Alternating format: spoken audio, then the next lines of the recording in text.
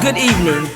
You are now listening to the worldwide transmission of the GBC with the Honorable WMII. Welcome to our program. Look, we have a lot of news to cover today.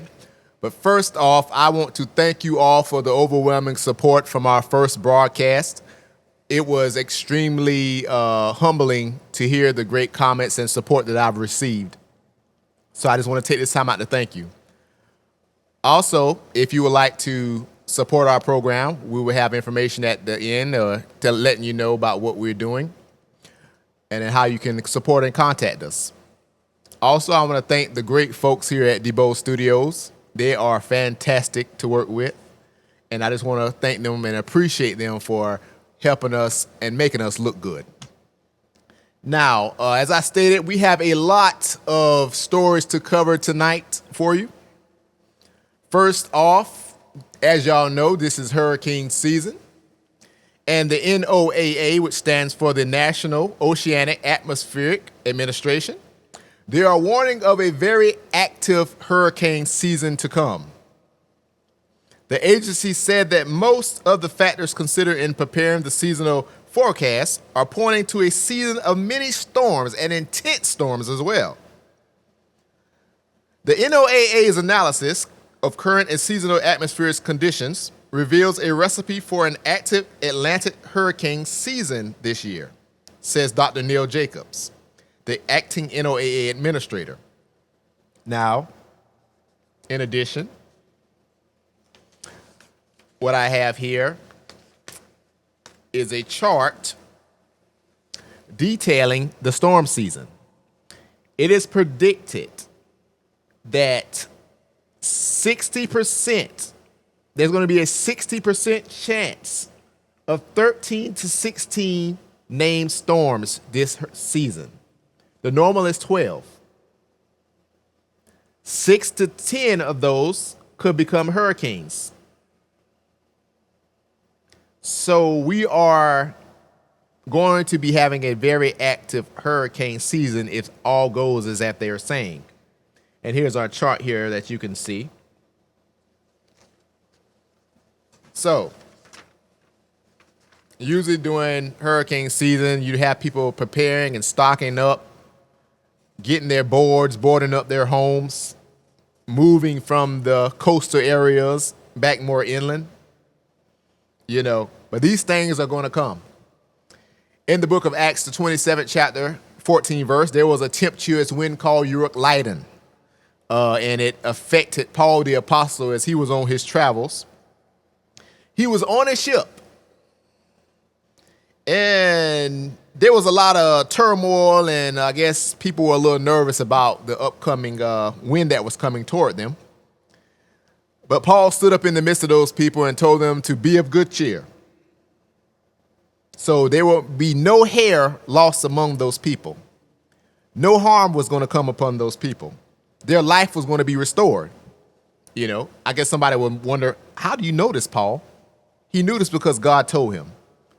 And he had consolation and comfort in what God told him. So I know I gave you this report about the hurricane season, but have consolation and comfort, because God has already told us that he's going to take care and look out for us. Next on our docket here, we have a former White House employee who served for 11 presidents. He has died at the age of 91. This is coming from Yahoo News. A former White House butler who served 11 presidents has died at the age of 91 after contracting the coronavirus. His granddaughter confirmed to NBC on Thursday.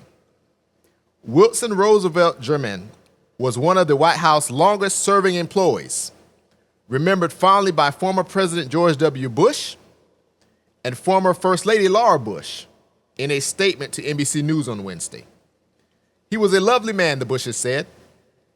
He was the first person we saw in the morning when we left the residence, and the last person we saw each night when we returned. So, Mr. German began his White House career as a cleaner in the year of 1957. So he was in there a very long time. during the Eisenhower administration, and then he was promoted during the Kennedy presidency, His granddaughter, Jamelia Garrett, said, "He was a very meticulous man, but a natural charmer with an easy smile. German was one of the few White House staffers trusted to take President Kennedy's children to different parts of the White House." So you can see during that time in the 60s, the Kennedys still trusted him to take care of their children. So he had a pretty trusted, position there. Jackie Onassis, now Onassis, actually promoted him to a butler because of the relationship. She was instrumental in ensuring that had happened for him. So the Kennedys, we always look at them as some people who helped advance the rights for the African American community. And they were given credit with, trusting this butler here. And, our thoughts go with the family. May the Lord be with them. Now, getting into a little bit more news about what's going on in the country. I saw an article the other day that President Trump is actually calling the churches an essential business, and he's wanting the churches to open up. And I understand all that goes into that. Just an article here from Yahoo Life. Infectious disease expert and seminary students warns about resuming religious services too soon. They're saying that the church is not a building. It's a copy of the article here. And it reads, as states begin the slow process of reopening, the question of when to allow religious services remains complicated. Although some states are making religious exemptions for social distancing and beginning to allow small gatherings, others are firmly opposed to congregating. In a report released this week, the Centers for Disease Control and Prevention suggests that holding off longer may be best. Dr. Gregory Poland, an infectious disease expert at the Mayo Clinic, who coincidentally is also midway through the CDC's report, he blasted the concept. He bolsters the concept. Published in the organization's Morbidity and Mortality Weekly Report, it details a series of gatherings at an Arkansas church from March 16th to March 11th that led to a high COVID-19 attack rate both among the congregations and beyond. Out of the 92 attendees, nearly 40%, that's about 35 people in that congregation, ultimately tested positive for the coronavirus. 3 of them died.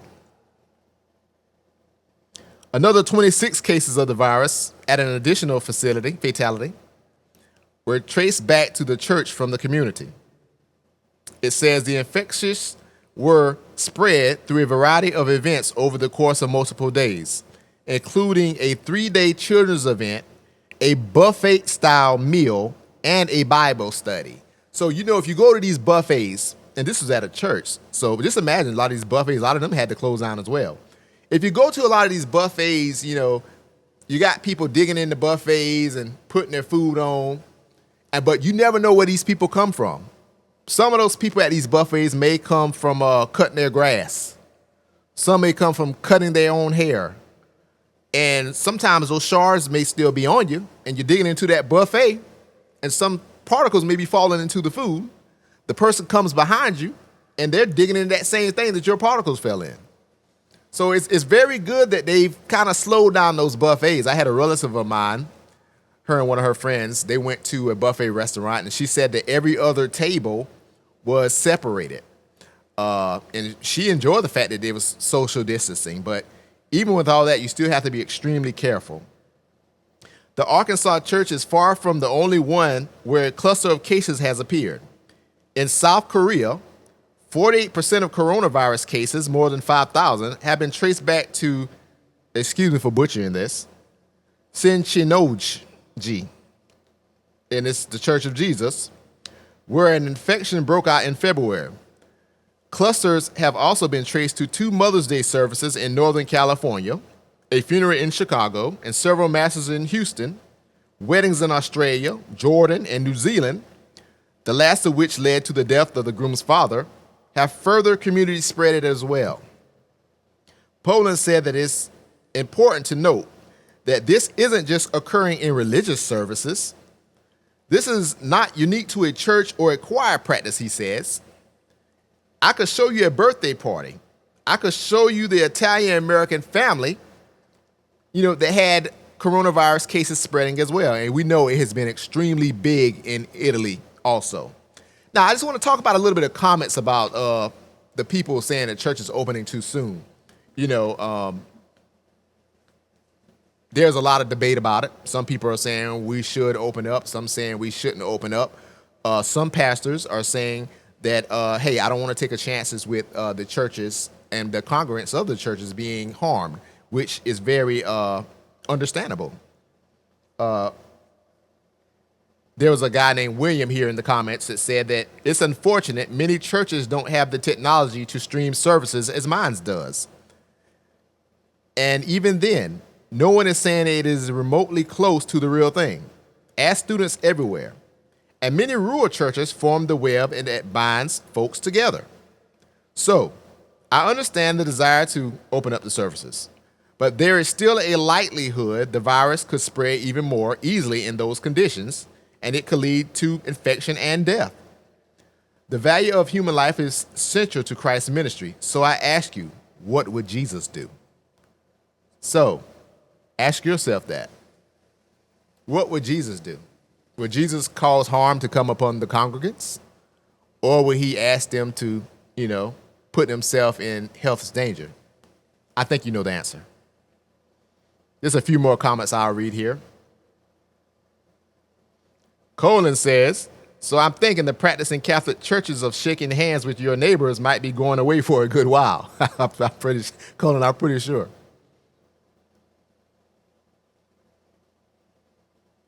Hope said, Jesus taught to love others as yourself. The loving thing is to stay home right now. I believe God understands. So you be the judge of that. There's some comments from Yahoo Life about the services. And speaking on those infections that happen with folks gathering. Now, before I begin this article here from the Christian Post by Mr. Leonardo Blair, you hear a lot of arguments about having faith. And, it's good to have faith. But the old pastor I used to listen to and hear, he used to always tell us that religion is nothing but good common sense. So, when you have good common sense, that can answer a lot of issues that are going through in the world. The article reads, Georgia church closes 2 weeks after reopening as families come down with the coronavirus. This article here, it's in Georgia. It reads, a Georgia church that reopened after shutting down due to the coronavirus has axed in-person services again in what they describe as an effort of extreme caution as several of their families have become affected by the deadly disease. So, this church reopened too early after the coronavirus pandemic.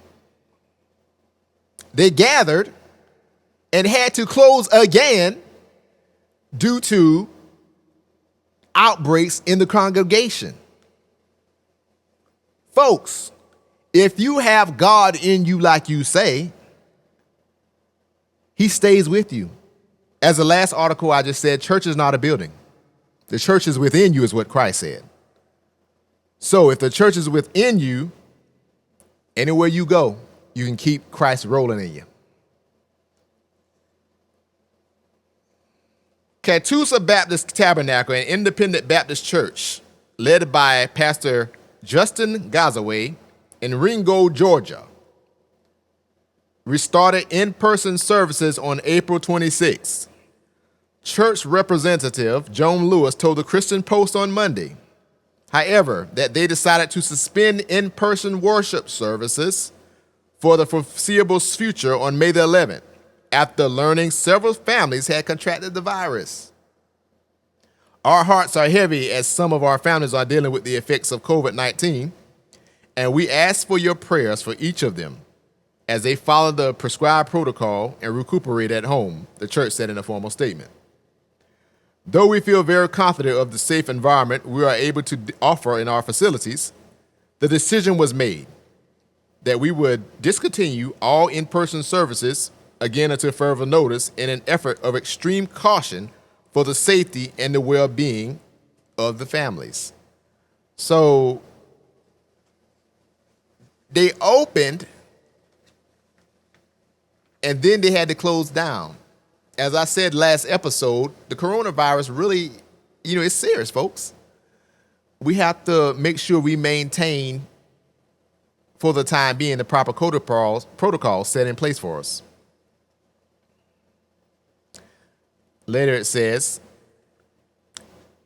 based on the current data that was shared on the low volume of cases in the area at the time, and in an effort to offer our families both options of either attending in-person services or streaming online, we resumed services in the tabernacle a couple of weeks ago. While approximately a fourth of the congregation chose to attend in-person services, our other families chose to remain at home and continue enjoying our streaming services. I know right now with the worship services I go to, they're streamed in our homes.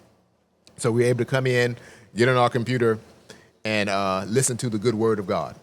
So, with that being said, it says theaters, private social clubs, and dining services at restaurants were allowed to reopen on April 27th with specific social distancing guidelines and sanitation mandates. So a lot of churches are doing that as well. They have sanitizers in place if they have to meet. Some churches, are coming up with very innovative things to make sure that they get the word still to the members.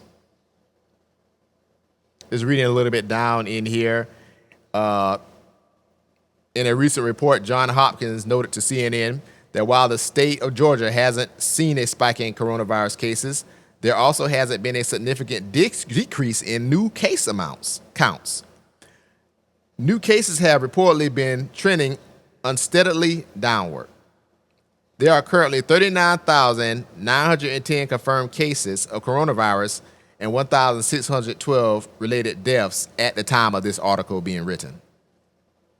It's something that we should continue and to be mindful of and continue to be thoughtful about as the state has reopened and people are going about their day-to-day business, she told the Atlanta City Council during a phone briefing on Thursday. You have to be safe and look out for the saints in the body of Christ.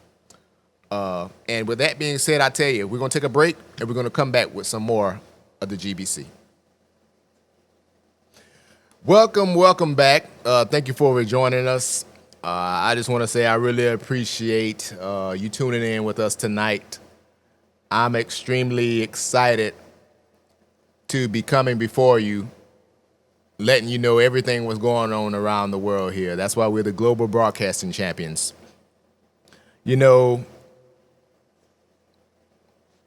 When I was a young lad, I used to love to watch those family shows. One familiar thing that you always maybe know of is the TGIF on Fridays. And one of the main shows on TGIF was called Full House. I used to love to watch that show as a kid. And a lot of those shows on that lineup, they had, very good, wholesome type shows that the whole family could sit in and watch. You don't have too many shows like that nowadays. One show I used to love to watch was Full House, as I said. And they had such a good squeaky clean image. But, I had to realize a lot of times those folks, they're actors. And they're just acting. I have it hurt me even seeing this story here. Miss Lori Loughlin and her husband, Massimo Giuliani. Excuse me if I butchered the last name. They pleaded guilty due to the college admissions scandal. This is from Yahoo Entertainment News. And it reads as follows. In a major turn of events, actress Lori Loughlin has flipped to a guilty plea in the college admissions scandal. So what went on, they pretty much was paying their kids' way to go to the best schools, to have some of the best grades, test scores magnificent. It's really I'm trying to think of the best word to describe this. It's really disappointing, I think I should say. You know, because the average person works extremely hard. They study for days and nights on end just to get the passing grades to make it in college. While you have some of the most privileged kids, they party 24/7 on college campuses. And you wonder how they're passing and making it through. And we can kind of see why. You know, it reads as follows. The U.S. Attorney's Office in the District of Massachusetts made the surprise announcement on Thursday. In a press release, said the Full House star and her clothing designer husband, Massimo Giannulli, will both plead guilty to conspiracy charges in connections with securing the fraudulent admissions of their two daughters, Olivia Jade and Isabella, to the University of Southern California as purported athletic recruits. The agreements were signed on Wednesday. So it looks like Mrs. Loughlin will plead guilty to one count of conspiracy to commit wire and mail fraud, and her husband will plead guilty to one count of conspiracy to commit wire and mail fraud and honest service wire and mail fraud. Under the terms of Loughlin's plea agreement, she will receive a sentence of 2 months in prison, $150,000 fine, and 2 years of supervised release with 100 hours of community service. You know, some would perceive this as a slap on the wrist.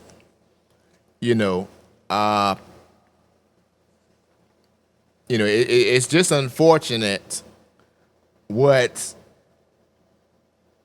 these fines are. Her husband, he was served 5 months in prison, pay a $250,000 fine, and have 2 years of supervised release with 250 hours of community service. And it stated that both of these agreements are subject to court's approval. Now, there's some fury, if I can use the word,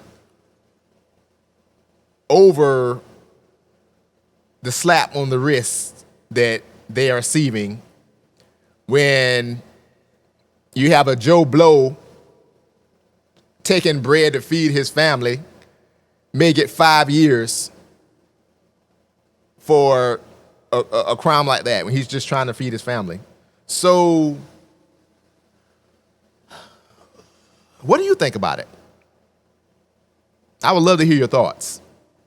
So, but I just want to let you know, Psalms 26:10 says, "In whose hand is mischief, and their right hands is full of bribes." You don't have to be a bribes because you're in Christ. When you're in Christ, you can be honest and just.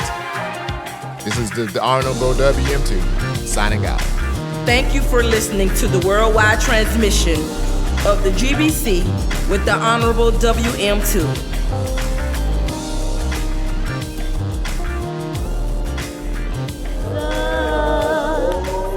You've been good to me all of these years.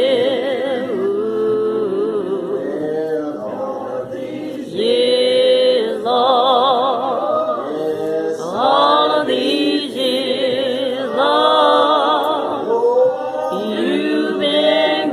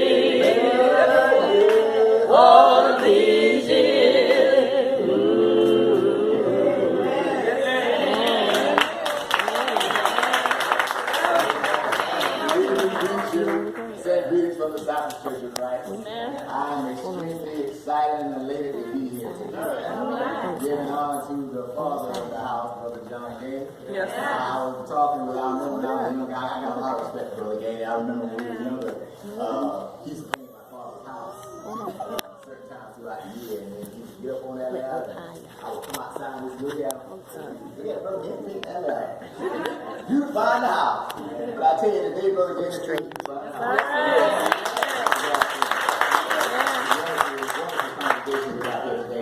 Now, I'm here today to talk about the graduates. You guys make it. All the students as well. You guys keep on pushing and doing what you need to do. Now, in life, there's a lot of peer pressure. And I know it. I used to go to school as well.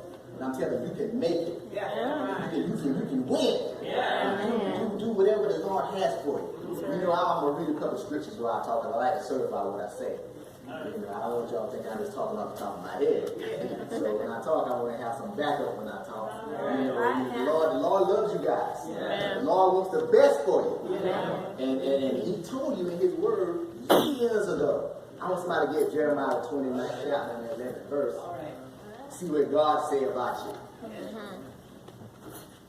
How a good God you serve. Not a God who He protects you through seen and unseen days, which is amazing. You know?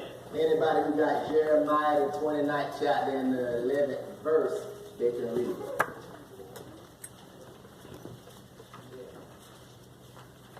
Tell me if I'm going too fast now. Go ahead and get ready.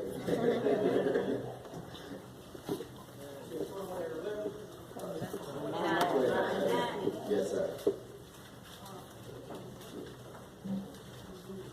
For I know the thoughts that I think towards you. God said in His Word He knows the very thoughts that He thinks concerning us. Saith the Lord. God said it. Thoughts of peace. Peace. And not of evil. You know, they got so much drama in this world today, so much evil, people shooting up schools and going to workplaces and shooting, but God said He had what? He had peace, thoughts of peace. Peace. And not of evil. Not of evil. To give you an expected end. God knows what your end gonna be. Whatever you want your end gonna be, if you do what God said, He'll protect that as well. And I'm telling you, if we hold fast to God's word, He's gonna look out for us.